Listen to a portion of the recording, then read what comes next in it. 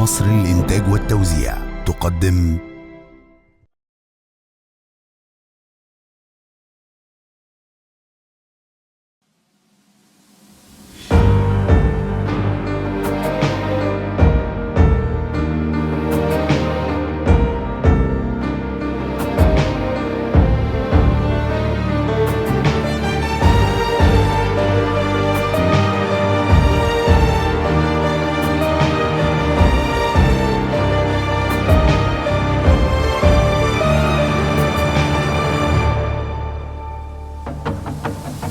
الجعان ما يشبعوش فدان فلوس، حتى لو طلع له مارد من الفانوس.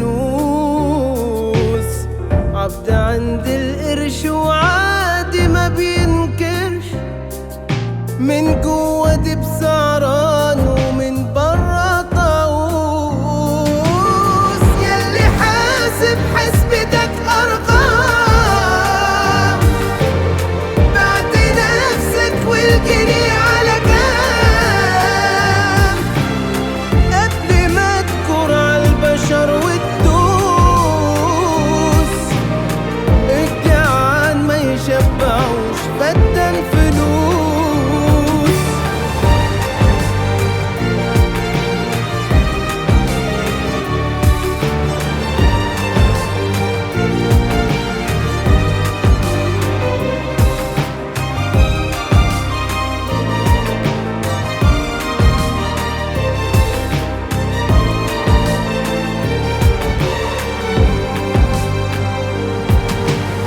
كسبوك ايه بالحرام، دول خسروك. والغنى مش باللي محطوط في البنوك. دي الفلوس يا طرشي قلنا ما بتسترش، والحياة قدامنا مليانة بدروس. ياللي حاسب حسبتك أرقام، بعت نفسك والجنيه على كام، قبل ما تكور عالبشر وتدوس. والجعان ما يشبعوش فدان فلوس.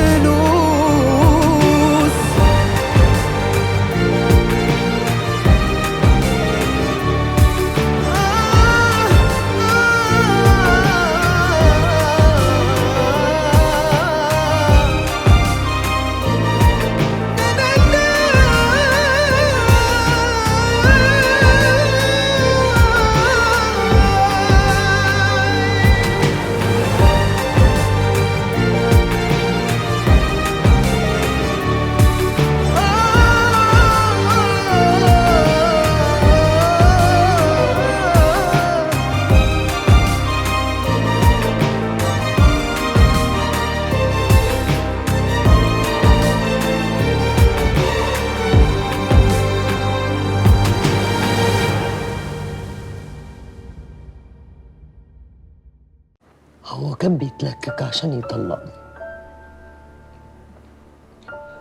طب تصدقي وتأمني بالله، لا إله إلا الله. قلبي كان بيقول لي إنه عارف إني هنا، وإنه جايبها معايا عشان يذلني قدامها وقدام بناتي، يضربني ويكسرني ويطلقني. لا لا يا وفاء، كمال أخويا ومتربي معايا وأنا عارفة كويس، أكيد ما كانش قاصد. أنت عايزة بقى الحق، أنت زودتيها حبتين. ماما هو احنا كده مش هنشوف بابا تاني؟ لا يا حبيبتي، مين اللي قال كده؟ ده أبوك وحبيبكم، ده أنتوا مالكوش غيره وهو مالوش غيركم. يعني بابا كان سايبنا وسايب ماما عشان يتجوز واحدة تانية؟ أيوة يا حبيبتي، أيوة، أبوكي كان سايبني عشان الست التانية. أبوكي بيكرهنا ومش طايق عيشته معانا. بس بقى يا وفاء، هو ينفع كده تقولي الكلام ده قدام البنات؟ خليها في قلبك واسكتي حبة. لا يا حبايبي، بابا بيحبكم ما يستغناش عنكم ابدا. بقول لكم ايه، انا عامله رز بلبن وزمانه سقع في التلاجة. بس يا بنت ما تعيطيش، خليكي حلوه. امال انت واختك قوموا يلا. مش عايزين. يعني ايه مش عايزين؟ قوموا كلوا يلا بقى. يلا يا حبايبي، يلا يا نور عيني، هاتي بوسه. يلا يا ماما.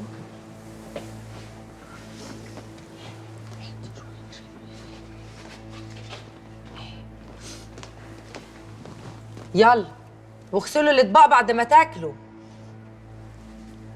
هو ده اسمه كلام يا وليه يا عبيطه؟ تتكلمي كده قدام البنات؟ طب اعملي خاطر انهم عيال لسه صغيرين وهماش فاهمين حاجه. هي دي الحقيقة.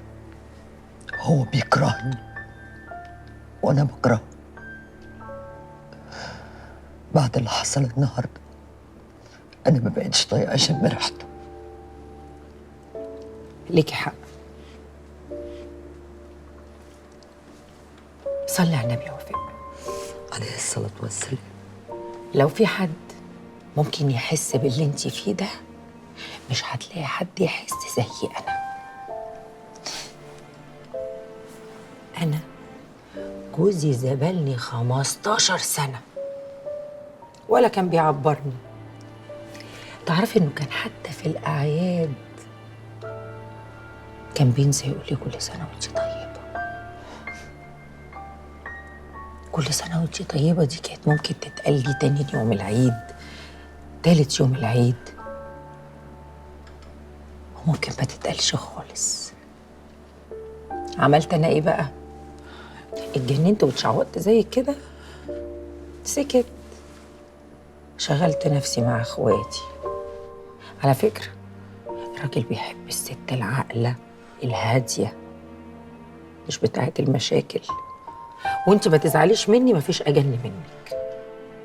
هدي نفسك كده وهو هيجيلك لحد عندك. ده النظرة في وش بناتك بالدنيا وما فيها. هقوم اعمل لك حبه ليمون. صلي على النبي كده.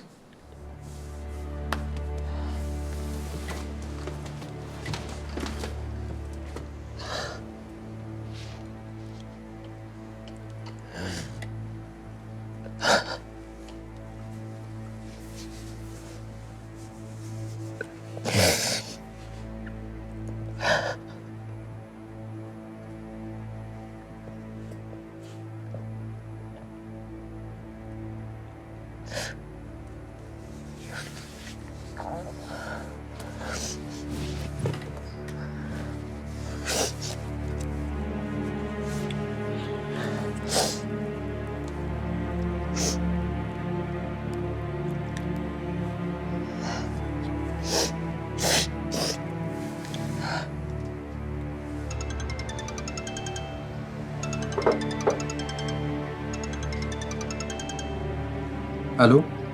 أيمن. مين معايا؟ أنا منى. منى مين؟ مدام منى اللي كنت بكلمك على الشات. ياه، منى زهرة الصبار. انت لسه عايشة؟ سجلت نمرتك عندي من ساعة ما اديتها لي. مش انت كنت عايزني اكلمك؟ يا ستي ده انا قلت انت نسيتيني. انت فاضي دلوقتي نتقابل؟ هوبا، جد دي ولا اشتغال؟ على فكرة بقى انا بتكلم جد. ممكن اجيلك في اي حتة انت عايزها. اي حتة ازاي يعني؟ طب انا قاعد في البيت لوحدي دلوقتي، تيجي لي البيت مثلا؟ هجيلك.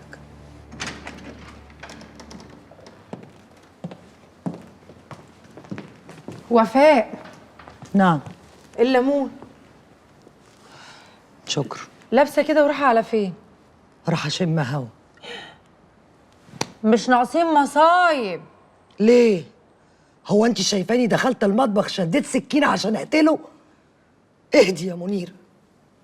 كمال اساسا مش قايل لي هو فين. هو فين البنات؟ جوه قاعدين مع ماما. طب خلي بالك عليهم عقبال ما ارجع. خدي. حرام عليك يا ايهاب، بابا شكله تعبان قوي، ما ينفعش يسافر بكره. الحقنه دي هتخليه زي الحصان على ميعاد المحكمه. ما تستموتش يا حسن، لو اجلوا لك المحكمه المره دي هيعملوها في يوم تاني. خلينا نخلص. بقى بره، امشي اطلع بره. افرد ايدك يا حاج. انا مش عايز اخد حقن. السخونيه اللي عندك ديت الحقنه دي.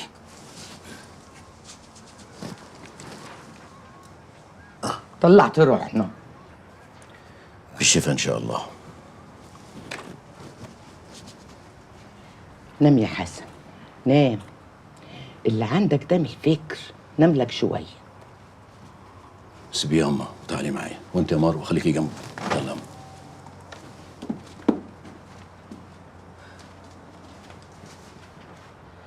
بابا لو مش عاوز تروح المحكمة بكرة ما تروحش، محدش هيغصبك على حاجة.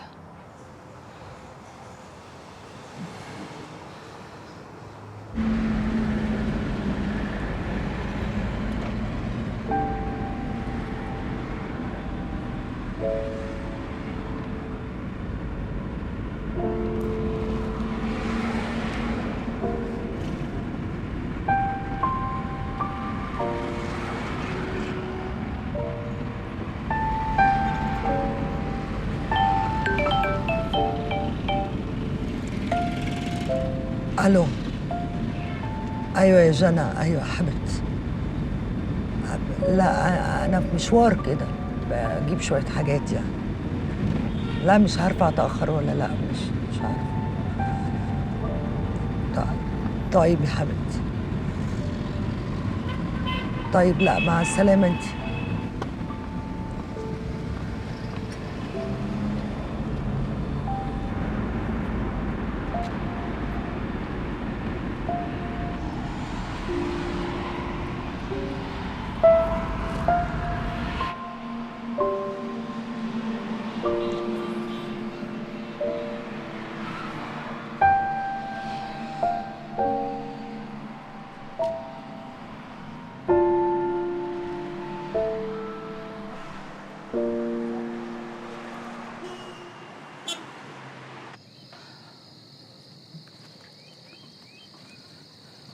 تسلم ايدك يا اما. تسلم يا ابني.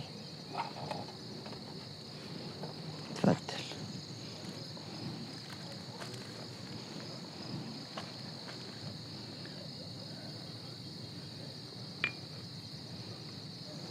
مالك يا اما في ايه؟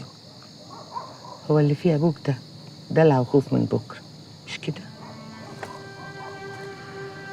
للدرجه دي يا اما بتحب ابويا وخايفه عليه وقلقانه؟ انا خايفه يحصل له حاجه بس، ضميرنا يوجعنا ونحس بالذنب طول عمرنا، ونقعد نلعن اليوم اللي طلعت لنا فيه الارض. ما تقلقيش يا اما، الحقن اللي خدها تخليه زي الفل. وبعدين بقى شويه الحنيه دول ما بيطلعوش قدامه ليه؟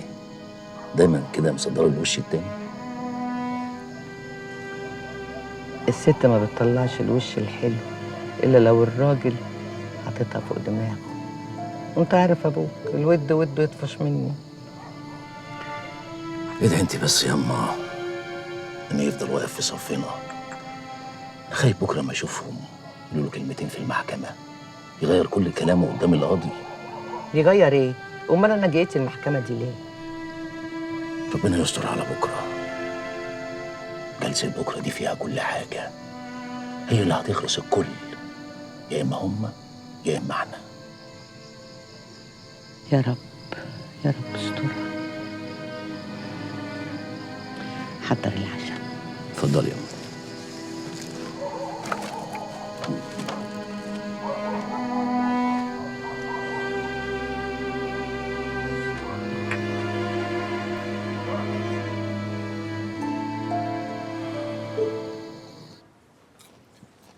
والله وشك بينور لما بتقعدي مع بنات اخويا كمال يا ماما. يا رب يا بنتي، يا رب يجعل ايامهم اسعد من ايامنا. يا رب.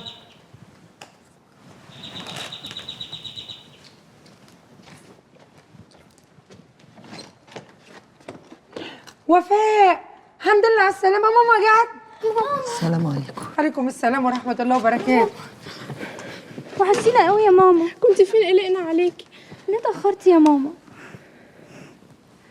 طب يلا بقى تعالوا معايا نكمل عمايل الفشار ونعمل العشاء كمان. انت هتعملي ايه؟ السلطه. وانتي؟ انا جاهزه الاطباق. يلا يا حبايبي، شكلي تمام. مساء الخير يا حماتي. مساء الخير يا بنتي. أنا مش عايزاكي تزعلي. أنا اديت لابني كمال كيفه على اللي عمله معاك الصبح. كتر خيرك يا حماتي، متشكرة. أنا ما بقولكيش أي كلام عشان أكبر بخاطرك. أنا عارفة إن هو غلطان وهو اللي ابتدى، ولما كلمته لقيته هو كمان حاسس بكده. والنبي الله يخليكي ما تفتحش الموضوع ده، أنا ما صدقت لملمت نفسي. عايزاه يردك، هيردك، بس عشان خاطر بناتكم خفوا على بعض شوية. انتي هتقعدي معايا هنا انتي وهم، وقلت له ما يجيش إلا لما يتصل بيا الأول بالتليفون. واللي بيحصل بينكم يا بنتي ده نصيب. البيوت ياما بيحصل فيها وبرضه الحياة بتستمر. اشمعنى أنا اللي نصيبي يبقى عامل كده؟ ليه ما كنتش زي حنان ولا داليا ولا تقى؟ اشمعنى؟ لو عايزة الطلقة تقع وتروحي تدوري لنفسك على نصيب تاني تلاقي سعادتك معاه، محدش يقدر ساعتها يلومك. وانا هخلي كمال يديكي كل حقوقك وفوقها شوية كمان. لا يا طنط، أنا راضية بنصيبي مع كمال وهكمل للآخر. وماله يا بنتي، ده برضه لمصلحة البنات. ماشي.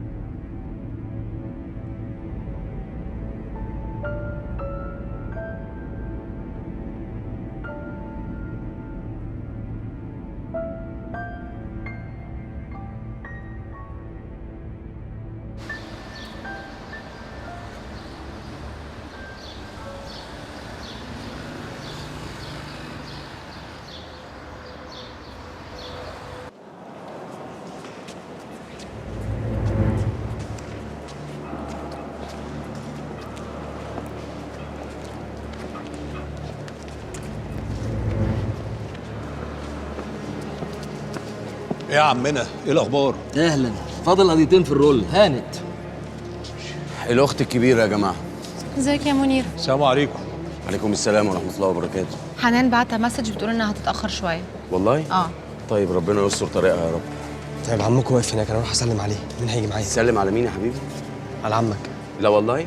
لا اصل احنا لسه ما طلعلناش الجناحات يا عم الملاك. ايه ناقصك يا عم يوسف؟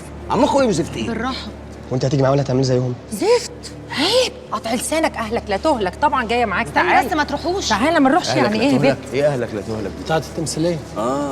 يا عمي اهلا. ازيك؟ صحتك عامله ايه؟ الحمد لله. ازيك يا عم؟ ازيك يا منيره؟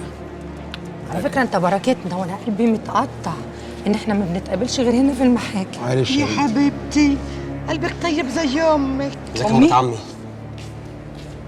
انا ما شفتش بجاحه كده، لسه كسر قلب البت وبتقول يا عمي. وانتي اخت النصابين الكبيره. نصابين مين يا وليه؟ مهبوش اتلمي يا دريه، اتلمي بدل ما طلعت انا في المحكمه. خلاص اهدي يا عم، اهدي يا عم. احنا في اخر ايام على فكره بس انا الزمن. استعدت ان انت تبقى واقف وما نجيش نسلم عليك، والله العظيم بعت لك السلام. فيها الخير يا ابني، فيها الخير. سلم عليها حنش. هي المره اللي بيكحل البكسه. مين اللي بيكسر ده؟ بس يا ولية، لسانك طويل، بس يا هتفضلي ولية طول بقول عمرك بتبري منك. ما انا قص منه حته. انا عايزه اسالك سؤال يا عم، الوليه دي على ذمتك لحد النهارده ليه؟ ها؟ امشي يا طويله يا هب. انا طويله هب لو سمحت. خلاص عيب. منيره اهدي يا منيره. اهدي يا حاجه منيره. اهدي يا حاجه. خلاص يا حاجه منيره. خلاص يا منيره. عيب. قول لي ماما تهدى. بس يا منيره. يلا يا منير. وطي صوتك عشان الناس. منيره صوتك وطي. بس يا عم انت غلطت عشان تخلي ست زي دي على ذمتك يا عم. ليه ملزمك في بقك يا عم؟ اسكتي ايه يا فرح؟ عشان خاطري خلاص. في الشمس خلاص يما عشان خاطري. بس بقى منيرة، خلاص خلصنا بقى. بس يا منيرة بقى يا منيرة. خلاص يا منيرة. المؤدب الكلمة يا منيرة ده ايه خدود اصلا. خلاص فرهتوني يا جماعة، فرهتوني ولا انا هعمل لها حاجة. بس بقى خلاص يا منيرة بقى خلاص. انا طويلة وهبلة بس متربية. بس خلاص يا منيرة انا طويلة يا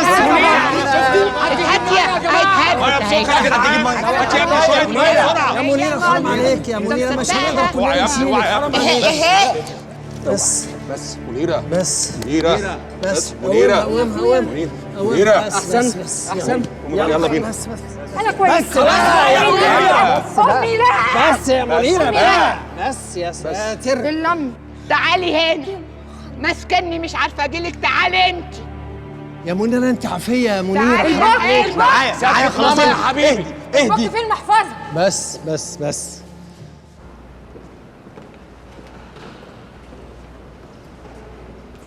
صباح الخير. صباح النور. ازيك يا وفاء؟ ازيك يا حبيبتي؟ الحمد لله على السلامة. ازيك يا وفاء؟ ازيك؟ أنا هنا يا طبعا روحي. مش شاكر. كله تمام يا مخلوف. مالك يا روح؟ اقعد خش.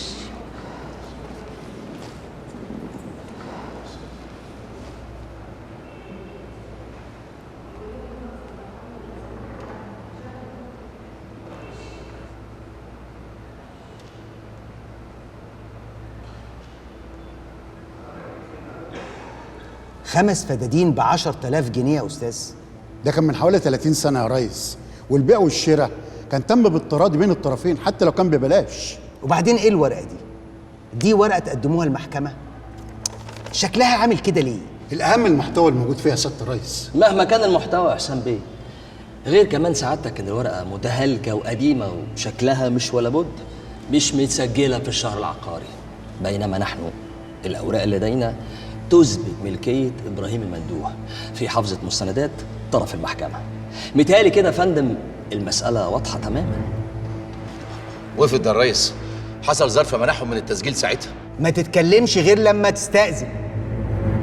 وبعدين المحامي بتاعك بيكلمني. اتفضل اقعد.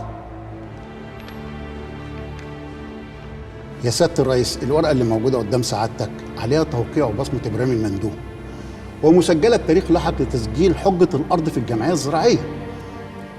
وبالنسبه للتسجيل في الشهر العقاري، فتسجيل ارض تخص اخوات شيء من ذات اهميه بالنسبه لهم، وده مش معناه ضياع الحقوق يا سياده الريس. وهل يصح ان انا ابيع نفس العين مرتين عشان خاطر اول مره انا ما سجلتهاش؟ امدة ايه اللي بيتكلم عليها الراجل الخرفان ده؟ انا ابويا اصلا كان راجل امي، لا كان بيعرف لا يقرا ولا يكتب، يبقى امدة ايه اللي بيقول عليها دي؟ صحيح، امضة ايه؟ اكيد مزوره طبعا. لا اصبر عليا بقى. مؤاخذة يا سيادة القاضي. انت مين؟ انا جوز الحاجة منيرة، انا الحاج خالد مخلوف. انا بس عندي معلومة عايز انور بيها المحكمة يعني، لا مؤاخذة يعني، فقولها لمعاليك ولا قولها للمحامي بتاعنا اللي بيقفش مننا، اصل احنا لا مؤاخذة بقى بنفهم قوي في اصول المحاكم. بعد اذن سعادتك بس ممكن اتفضل. بقول لك ما بيعرفش يمضي. طب يا ريس، احنا بنطعن بالتزوير على الورقه دي. تزوير؟ ايوه سعادتك، وارد جدا سعادتك ان البصمه دي تكون بصمه ابراهيم المندوح، يعني تم اخذها بالتحايل عليه بسبب او اخر، لكن اللي يفضح سوء النوايا ويبين ان في تدليس وخيانه الادعاء بان الطرف الثاني مضى.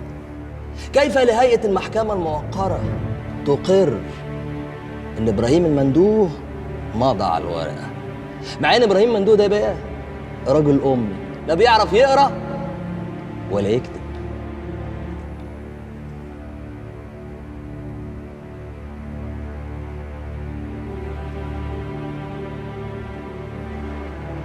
الكلام ده يابا. فين صاحب الورقه دي؟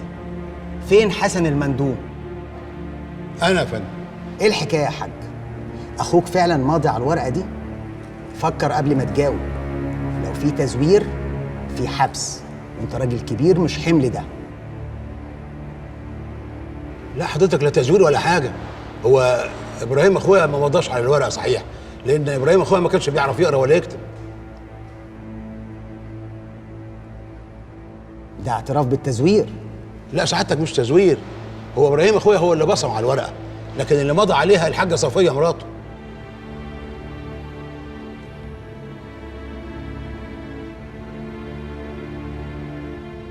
والحاجه صفيه لسه عايشه؟ لسه عايشه، ربنا يديها طول العمر. تمام.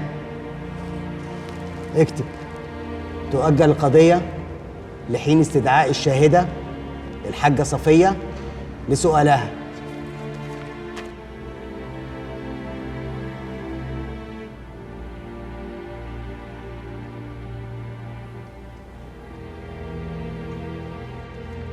رفعت الجلسه.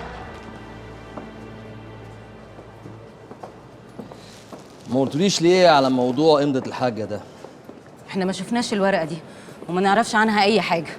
يعني انتوا ما تعرفوش إذا كانت أمكم مضت على الورقة دي ولا لأ؟ لا طبعا ما نعرفش أي تفاصيل.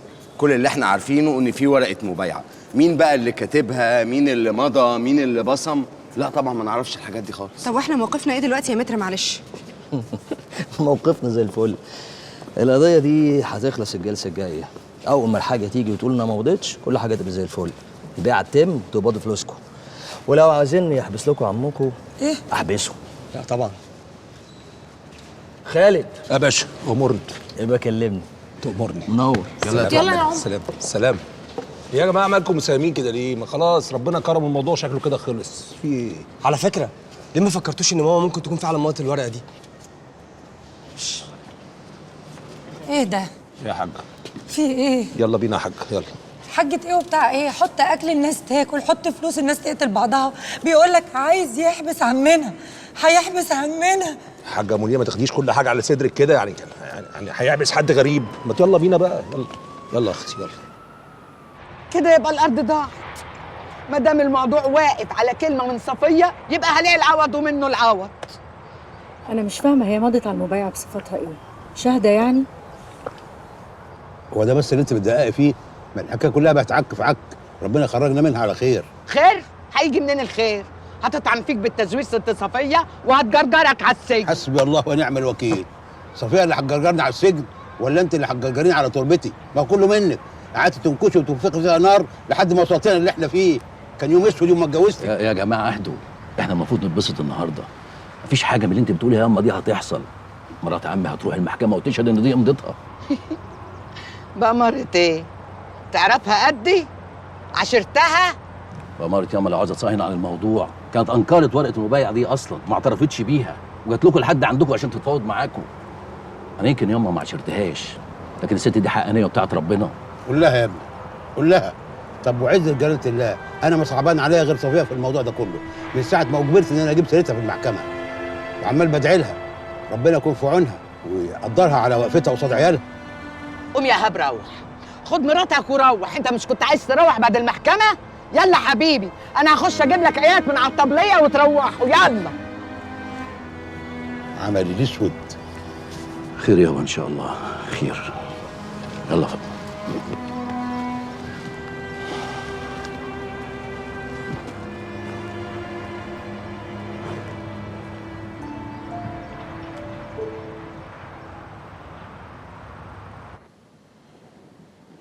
ايوه انا مضيت على الورقه دي. ايه؟ مضيتي عليها؟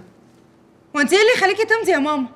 هو انت كنت شريكه في الارض واحنا ما نعرفش؟ لا انا ما كنتش شريكه، لكن باباكو قال لي امضي يا صفيه، امضي علشان حسن يطمن ان انا جد في كلامي، فمضيت. الله يرحمه ويحسن اليه، كان راجل حقاني. الله يرحمك يا بابا. اه والله يا خالد، بابا كان حقاني قوي. عارف لما كان يجيب لنا أكلة سمك كان يعمل حساب منابل قطط. فاكر يا كمال؟ لا مش فاكر. سمك ايه وقطط ايه اللي انت بتقوليه ده يا منيره؟ ده وقته. ماما يا حبيبتي، الموضوع بقى في ايدك انت خلاص. القضية هتتحسم بكلمة منك في المحكمة، وانت عارفة ان الأرض دي حقنا، وانت رحتي لعمي وقلتي له كده، بكلمة منك تريحينا كلنا. وبعدين يا ماما بابا عمل كده علشان يضمن حق عمي.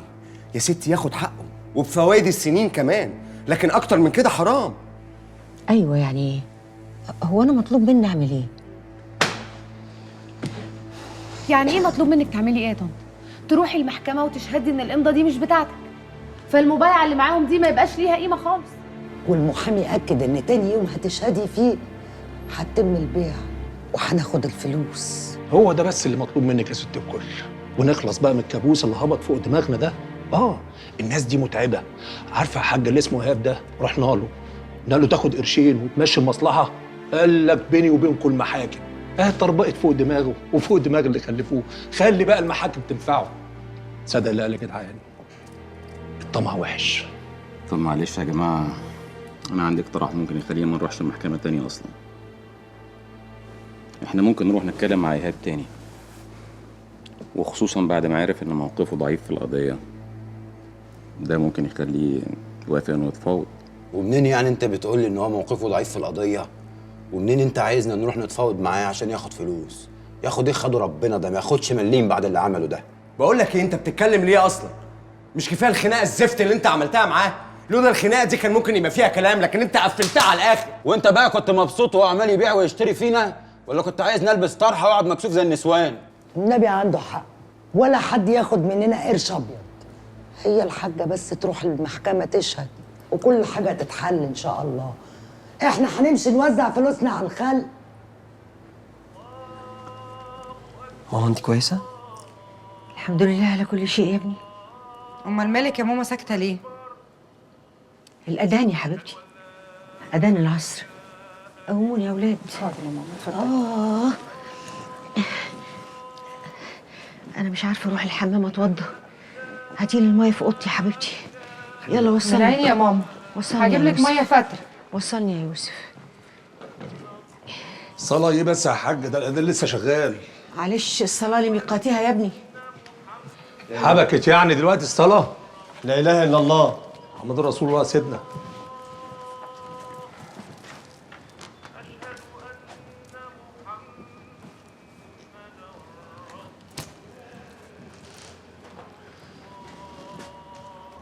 وانتوا ظروفكم ايه يا اخوانا؟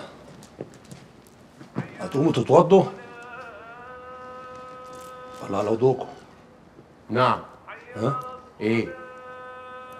استغفر الله. السلام عليكم ورحمة الله. السلام عليكم ورحمة الله. حرما يا ماما. جمعا يا حبيبتي. ساعديني يا منيرة، أنا عايزة أمدد. طب واخواتي اللي قاعدين مستنيينك بره دول يا ماما نقول لهم ايه؟ أقول لهم خلصت الصلاة ونامت. خلي كل واحد فيهم بقى يروح يشوف حاله. طب والنعمة الشريفة، أنا كان قلبي حاسس إن أنتي مش هتبقي موافقة على ولا كلمة من اللي قالوها دول. أصل كمان يا ماما أنتي ماضيتي، معنى إنك تقولي إنك ما ماضيتيش تبقى شهادة زور. كفاية يا منيرة، أنا مش ناقصة كلام كتير. ماما طيب أنت عندك فكرة إن أنا إخواتي عندهم استعداد يبيتوا هنا لحد ما تصحي وما يمشوش؟ لا، أنتي قولي لهم ماما نامت وهتبقى تتصل بيكوا بقى في وقت تاني. يلا يلا يلا، عايزة أنام.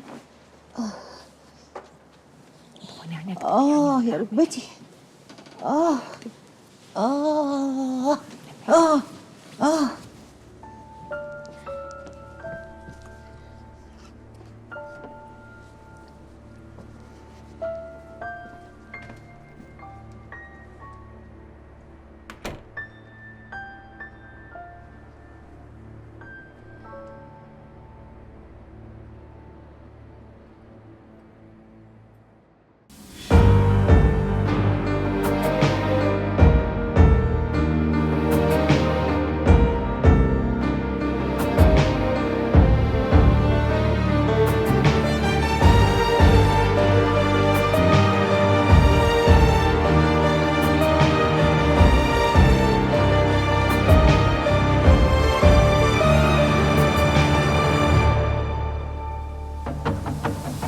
الجعان ما يشبعوش فدان فلوس، حتى لو طلع له مارد من الفانوس. عبد عند من جوه دي بسعرات